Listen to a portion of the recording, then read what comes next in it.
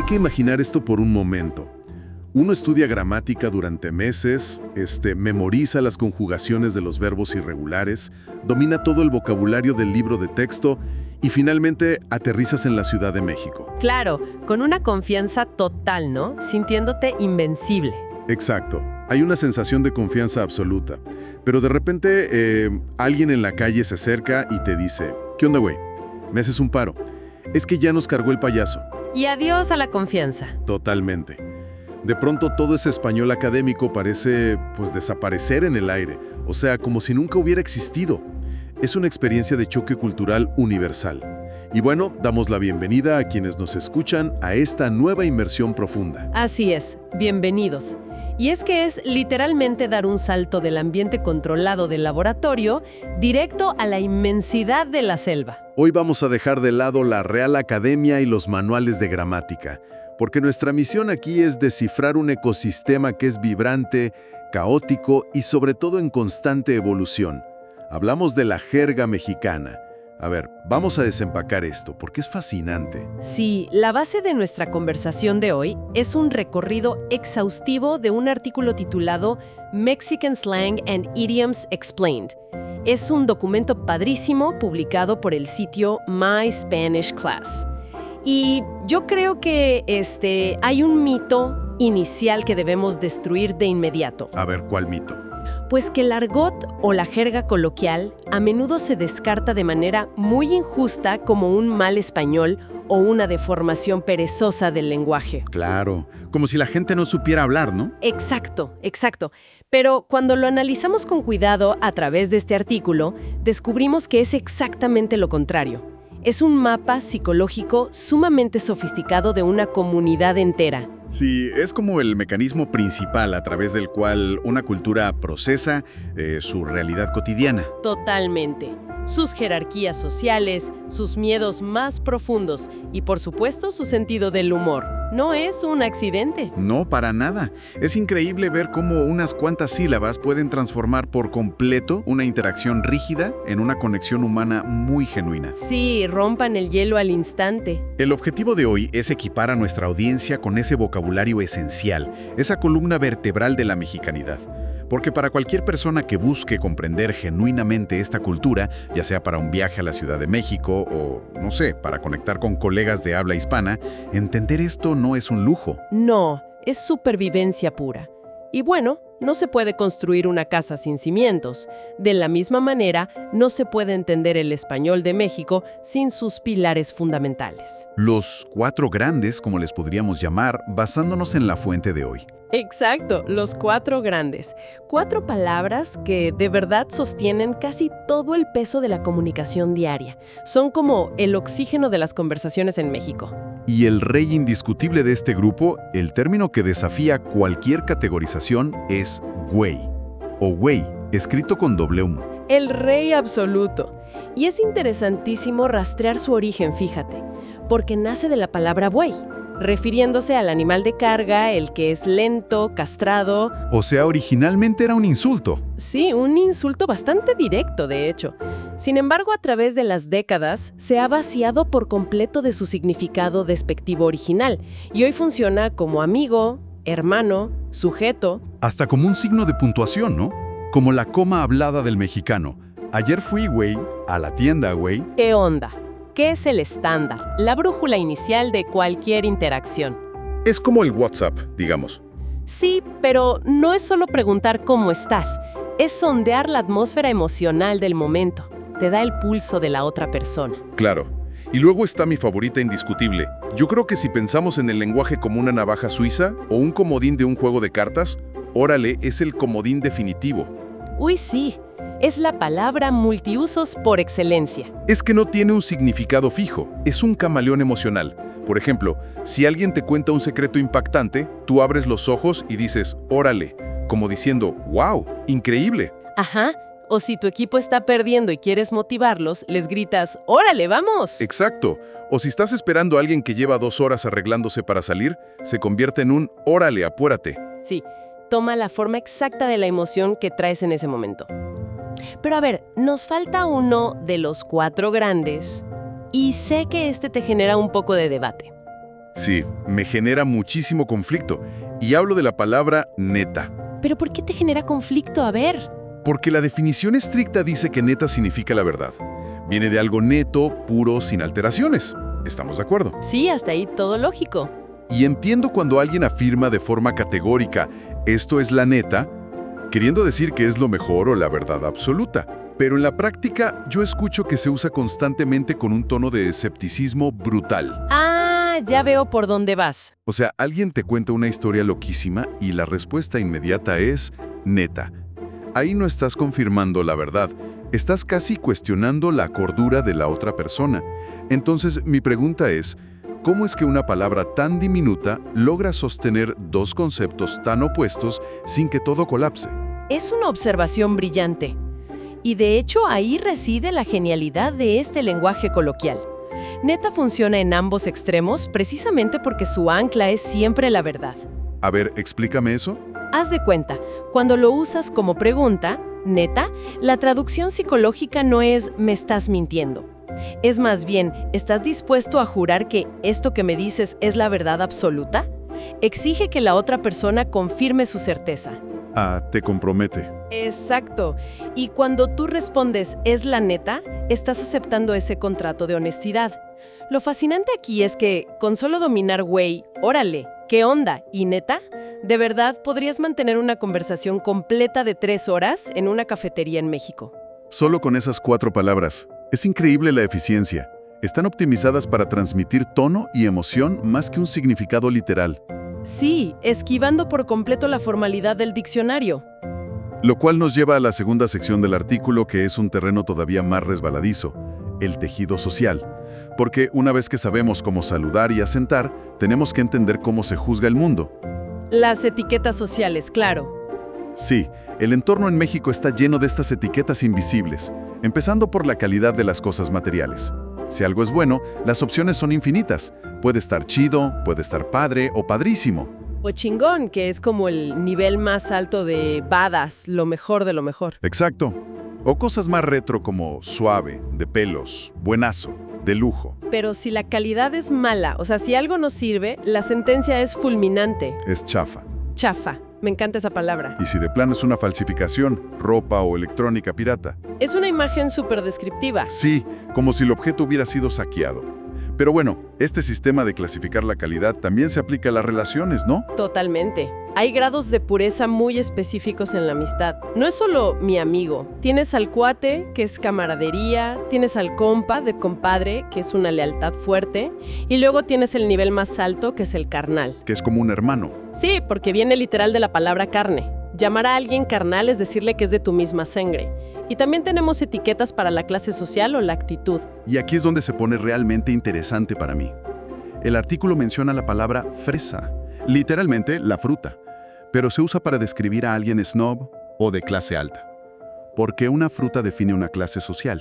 Bueno, es curioso. Imagina la fresa. Es una fruta delicada, que requiere cuidado, que no se da en cualquier lado. Lingüísticamente, contrasta perfecto con su opuesto, que es naco. Que se usa para describir a alguien de mal gusto, sin clase, independientemente de si tiene dinero o no. Exacto. Es un sistema para ubicarse mutuamente. Y si hablamos de ubicación, no podemos dejar de lado chilango, para alguien de la Ciudad de México. Chilango, claro. Pero quiero cuestionar un poco la anatomía de estos descriptores. Por ejemplo, en el tema de la familia y los defectos. Jefe o jefa para papá o mamá, lo entiendo. Vieja o viejo para la pareja, metiche para el entrometido porque se mete, huevón para el perezoso, ratero para el ladrón. Ajá, todo muy visual. Pero hay una palabra para describir a alguien tacaño que no me cuadra. Codo. O sea, el codo del brazo. ¿Por qué el codo describe a alguien que no quiere gastar? Ah, es que es una de las metáforas de movimiento más perfectas. Imagina la escena. Llega la cuenta en un restaurante. Ok, llega la cuenta. Alguien dispuesto a pagar extiende el brazo hacia su cartera. Pero la persona tacaña flexiona los brazos y apoya los codos sobre la mesa. Bloquea físicamente el movimiento de sus propias manos. ¡Wow! No lo había pensado así. Sí. Al llamarle codo a alguien o al hacer ese gesto de golpearse el codo, evocas esa parálisis corporal ante la idea de gastar dinero. Es cinematográfico. ¡Qué locura! Ahora, si hablamos de complejidad, la fuente nos menciona insultos, como pendejo para alguien idiota. Pero hay una palabra cabrón que me parece una trampa mortal para quien está aprendiendo. Uy, sí, cabrón, es de alto riesgo. Porque un diccionario te va a decir que es un insulto fuerte, pero en la calle puede ser un cumplido increíble. ¿Cómo depende algo tan fuerte enteramente del contexto? Es que en el español de México, la melodía importa más que la letra. El significado de cabrón, igual que chingón, está encriptado en la entonación. Si alguien te traiciona y le dices «eres un cabrón», con voz baja y tensa, es un insulto grave. Claro, una condena. Pero si un colega hace un trabajo excelente y le dices sonriendo «qué cabrón eres», significa «admiro tu astucia». Un aparente insulto puede ser la mayor muestra de respeto. Exige mucha inteligencia emocional para leer el tono. Y hablando de leer entre líneas, esto nos conecta con el tema del tiempo y la supervivencia laboral. La tercera sección de nuestro análisis. El agujero negro del tiempo. Exacto. En México el tiempo es relativo, se distorsiona. Y la trampa de tiempo más famosa que menciona el artículo es la palabra ahorita.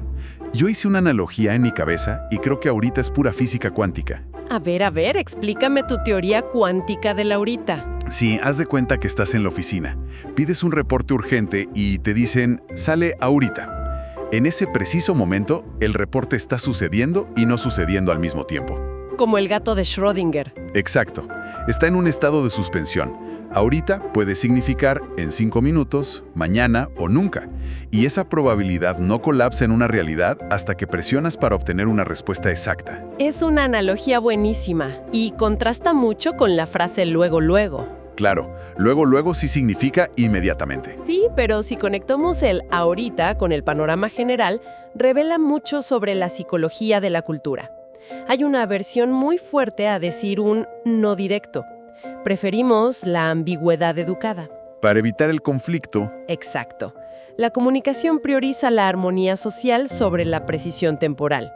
Decir no puedo ahorita suena agresivo. Así que decimos, ahorita lo hago, aunque sepamos que va a tardar. Y en ese mismo entorno laboral, la fuente detalla palabras clave. El trabajo no es trabajo, es chamba. Vas a chambear. Y no pides favores formales, pides que te hagan un paro o te echen la mano. Y si quieres evadir esa chamba, pues tienes opciones. Puedes echar la hueva, que es ser perezoso. O hacerte pato, que es mi favorita. Hacerte el tonto para evitar responsabilidades. Y mientras te haces pato, seguramente estás echando el chisme, o sea, siendo chismoso.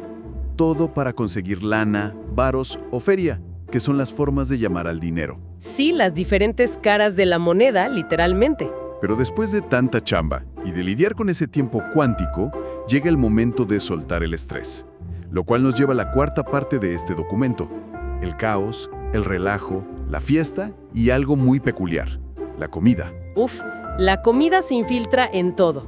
Pero antes de llegar a la comida, las reacciones, ¿no? Las exclamaciones. Cierto.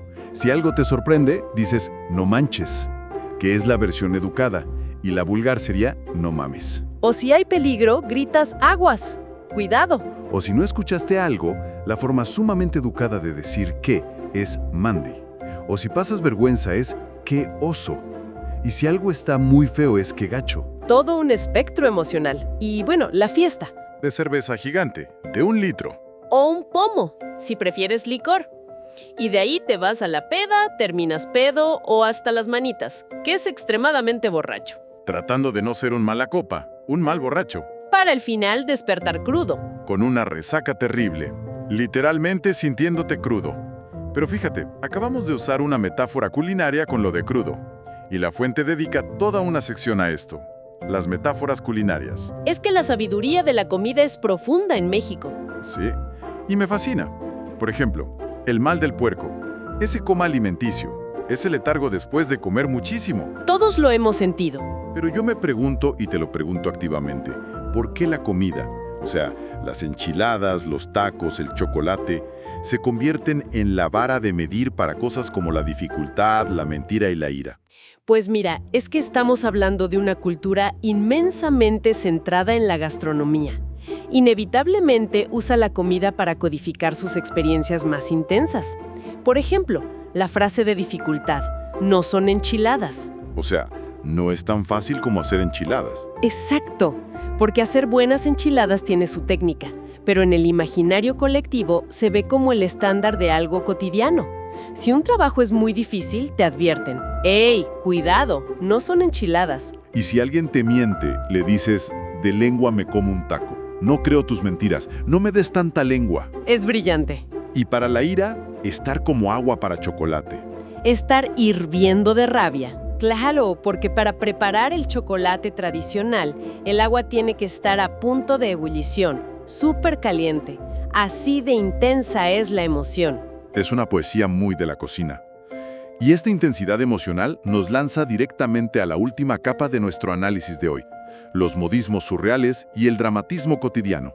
¡Ay, esto me encanta! Son frases que de verdad parecen sacadas de una pintura surrealista. Totalmente. Para describir problemas, engaños o revelaciones. Por ejemplo, cuando hay un desastre y nadie sabe quién es el culpable, la gente dice, sepa la bola. O sea, la bola, la multitud. ¿Quién sabe? O si te quieren engañar con falsas promesas, te están dando a tole con el dedo. O si tú decides ignorar a alguien, pero finges que le prestas atención, le estás dando el avión. Acciones muy teatrales, como caer el 20. Uy, sí, caer el 20. Ese momento de iluminación, el eureka, cuando por fin entiendes algo. O cuando algo es carísimo, cuesta un ojo de la cara. O si arruinas algo, metes la pata. Si eres brutalmente honesto, hablas sin pelos en la lengua. Si alguien está loco, le falta un tornillo. Si te rindes, tiras la toalla. Y bueno, la actitud de total indiferencia, me vale madre, que es muy vulgar pero súper común. O me la pelas, para decir que eres mejor que alguien, también muy fuerte. Sí, hay mucho de eso. Pero yo quiero detenerme en una frase de problemas, que fue la que usé al inicio del programa. Ya nos cargó el payaso. Ah, la máxima expresión de crisis. Sí, significa que estamos en graves problemas. El payaso nos ha llevado. Y mi pregunta es, ¿de dónde viene esta necesidad de usar imágenes tan absurdas, tan cómicas como un payaso llevándote en brazos, para describir situaciones que en realidad son de desastre o de crisis financiera o personal? Bueno, el origen literal viene del rodeo. Cuando el jinete se cae del toro y se lastima, el payaso de rodeo es el que entra a cargarlo y salvarlo. Así que si te cargó el payaso, es que te fue muy mal en el ruedo. No me digas, ese es el origen literal.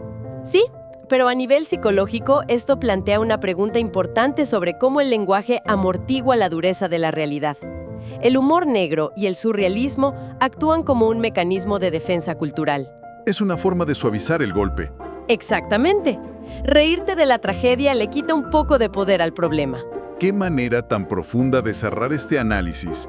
Si recapitulamos la idea central del artículo de My Spanish Class, conocer estas 100 palabras y frases no solo ayuda a quienes nos escuchan a pedir una caguama en una cantina. No, ni a saber si algo está chido o chafa. Va mucho más allá. Es fundamental para decodificar toda la visión del mundo en México. Desde ese sentido tan maleable del tiempo, con el ahorita, hasta su forma tan poética y surrealista de lidiar con el fracaso, como el ya nos cargó el payaso. Es un ecosistema vivo. Y sobre eso, quiero dejar a la audiencia con un pensamiento provocativo, una reflexión expansiva para llevarse a casa. El artículo menciona que este ecosistema evoluciona constantemente. Entonces, a medida que el mundo se vuelve más digital, más interconectado, ¿cómo van a evolucionar estos modismos para la generación ANFA? Es una gran pregunta. Porque si lo pensamos, las máquinas de monedas ya casi no existen. Los teléfonos de monedas desaparecieron. Entonces, dejará pronto de caernos el 20. O tal vez adquiera un nuevo significado virtual. ¿O acaso estas metáforas culturales, tan vívidas, están ya tan arraigadas en el ADN mexicano que van a sobrevivir a cualquier cambio tecnológico? Algo para reflexionar la próxima vez que alguien les pida que le hagan un paro o mientras esperan a que ese ahorita se convierta en ahora. Ha sido de verdad un placer desempacar todo esto. Concluimos así la inmersión profunda de hoy. Muchas gracias por acompañarnos en este recorrido. Les invitamos a estar atentas y atentos a nuestra próxima exploración. ¡Hasta pronto!